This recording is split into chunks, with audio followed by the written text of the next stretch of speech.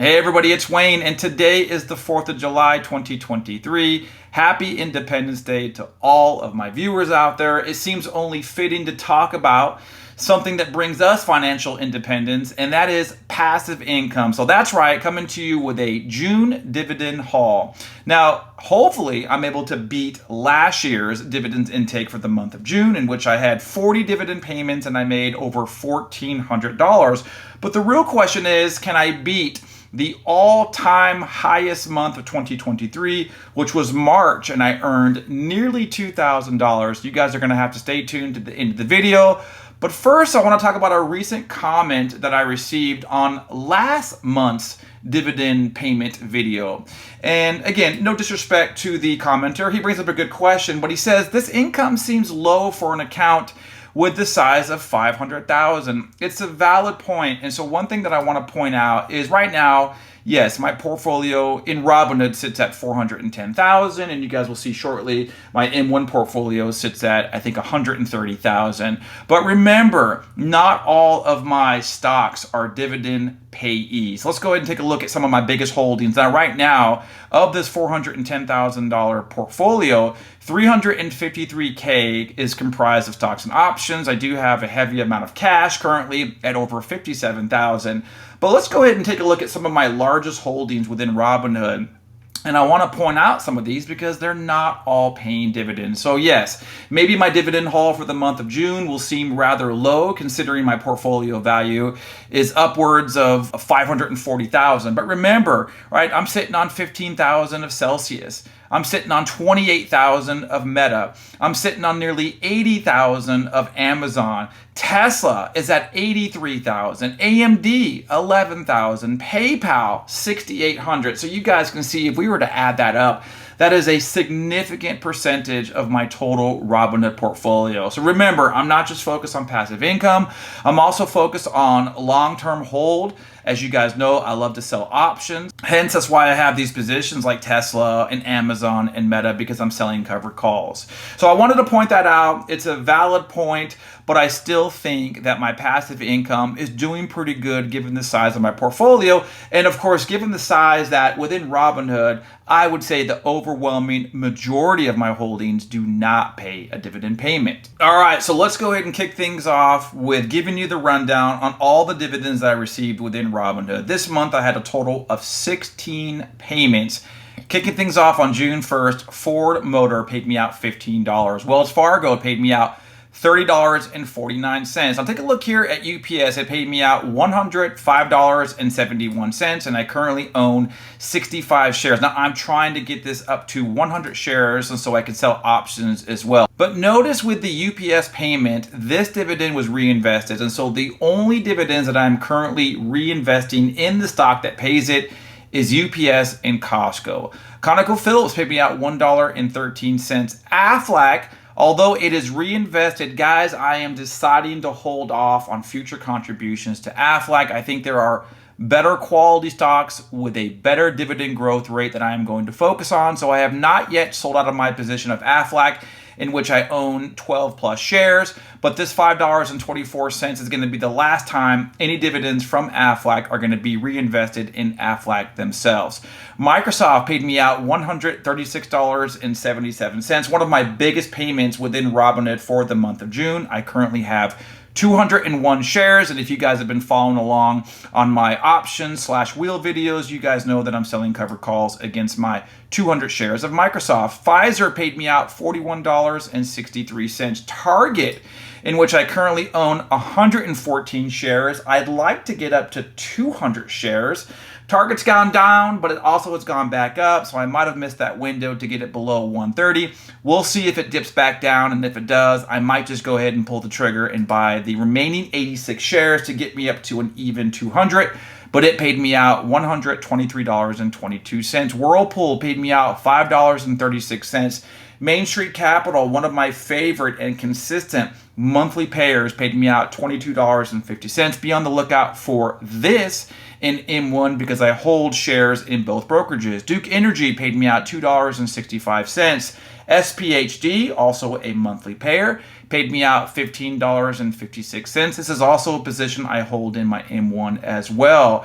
SCHD, now I should not have included this because it is in my Roth IRA, but this is the first time, guys, since opening up my Roth earlier in the year in which I received a dividend payment from SCHD. So within the Roth, I am also reinvesting dividends when they are coming from SCHD. Main Street Capital actually paid 2 dividends this month. The first was the ordinary. This second one here is a special dividend. So I got paid twice, the second one being for the same of $22.50. You guys can see here, I've been messing around with some leveraged stocks. Those days are going to be in my rear view. I'm just not vibing the leverage product to begin with. So with the exception of TQQQ, this should be one of the last dividends I receive from any type of leverage product, but I did receive $11.93. I actually made a mistake. I didn't even realize that I was up for a dividend payment. So this was accidentally reinvested in the stock itself, and I wish I hadn't done that. Bank of America paid me out $22.59. LTC Properties, a monthly pair, paid me out $19. So again, that's a total of 16 payments for Robinhood. All right, let's go ahead and move over to M1. Now, I would consider M1 to be my long-term hold brokerage. If you are going into the M1 platform, you have to pay a dividend. And it means that I likely intend to hold you for the long term. So let's go ahead and break down all the dividends that I received beginning on the first of the month. $26 for Kroger, $1.93 for Visa. This is a position within my long-term hold slice.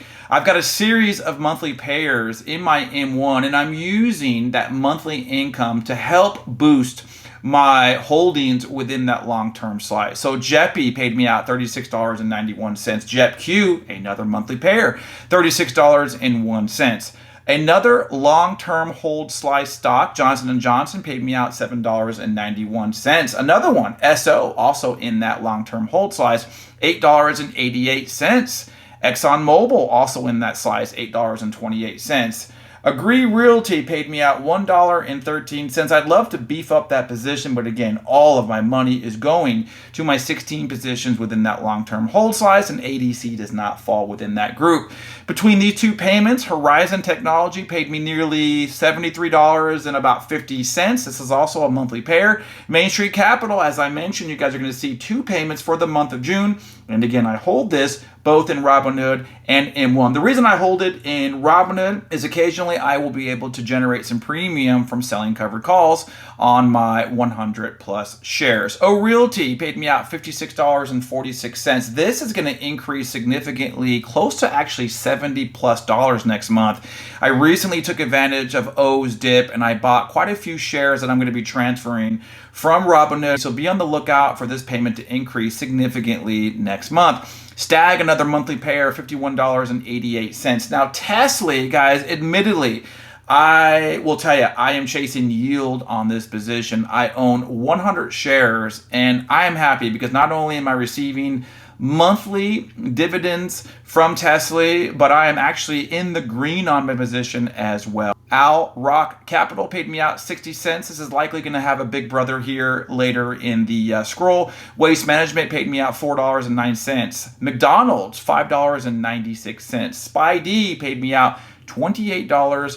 SPHD, as I mentioned, I also hold that in Robinhood, $1.68. Texas Roadhouse, another one of those 16 positions in that long-term slice, paid me out $4.94. Guys, it's a mouthful, right? We got more to go. VYM, which is an ETF, paid me out $3.48. SCHD, which I hold both in a taxable and my Roth. This holding paid me out $22.16. Main Street Capital, there's that second payment, $23.28. VTI paid me out $3.26. Devo, $3.38. Aries Capital paid me out 5 cents. I have a feeling there is a big brother dividend to this payment.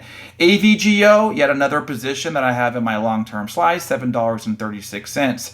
CSWC paid me out $59. Glad, a monthly payer, $17.07. Guys, take a look at this. By far, the biggest single payment between both brokerages. OCSL, I have been long on since 2021. The first year that I ever began investing, paid me out a whopping $559.87. It is a beast. Pepsi paid me out $9.92.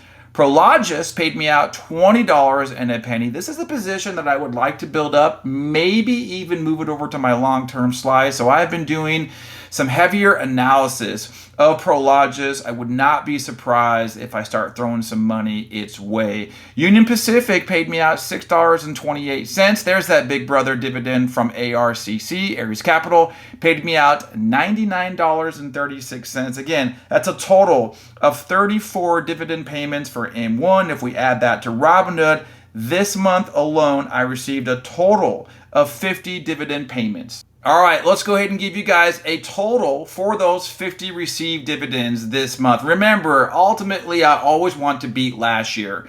And in June of 2022, I made a total of $1,414.81. And I am happy to announce that I beat that. I made this month $1,876.65, which is a fantastic amount of passive income that I made this month. But I came up short from surpassing my highest month, which was just a few months ago in March, in which I made nearly $2,000. So admittedly, I was a little confused as to why I didn't exceed the month of March, given that I have the same exact positions. And so I began to do some digging and I found something rather interesting. Now, we obviously know, if you've been a long-term dividend investor, March, June, September, and December, those are traditionally going to be our larger payment months. And so that's why I was fully expecting June to beat March. So what happened? Well, it really comes down within my portfolio to one position, and that is HTGC. Let's go ahead and take a look here at my dividend payments from HTGC. Now again, very, very unusual because HTGC paid out a dividend of nearly $110 in March, which would typically mean the next payment that I would receive would be June. But in fact, it paid out that $110 payment in May. So it's rather interesting regarding how HTGC pays out their quarterly dividend. Let's go ahead and scroll down looking at Seeking Alpha for 2022. And here you have it again. March, they paid out their dividend. Rather than receiving the next payment in June, they paid it out in May. And then the next payment was in August, and then the last payment for 2022 was in November. This is a very unusual schedule compared to what we traditionally see with, March, June, September, and December. So I'm not going to be too mad, but ultimately the reason I was not able to exceed the dividend income from March is because HTGC paid out in May, not June. So there you have it, guys. A fantastic month of passive income. I'd love to hear from you. How much did you make in the month of June? And were you able to surpass your total dividend payments that you received in March? I hope you guys are having a fantastic holiday. Be safe, and we'll see you on the next one.